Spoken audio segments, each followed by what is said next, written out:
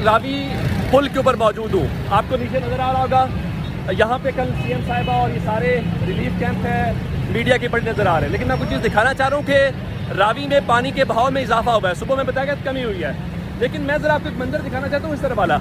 ये सारी जो ट्रैफिक जैम है, आगे तक लोग हैं, ये लोग पानी देखने आए हुए हैं। यानी जब आप इस तरफ से आते हैं, वहाँ से पुलिस एहलकार इनको रोकना शुरू हुए, लेकिन इसके साथ साथ हर जगह के ऊपर पुलिस वाले खड़े हैं, उनके हाथ में स्टिक है, वो लोगों को रोकने की कोशिश कर रहे हैं। लेकिन उसके बावजूद लाहौरियों की एक बड़ी तादाद जो है वो मैं से डीसीजी के ऊपर खड़ा हूँ, आगे आपको दिखाई दे रही है, जो इस इलाके में मना किया जा रहा है। उसके बावजूद मैंने लोगों से पूछा आप क्यों आए हैं, वो कहते हैं पानी देखने आए हैं। यानी आपके लिए ये भी इंटरटेनमेंट है, ऐसे में जब पूरी इंसानी जानें जो हैं वो खतरे में पड़ सकती हैं और पानी के बहाव में यहाँ पे इजाफा है।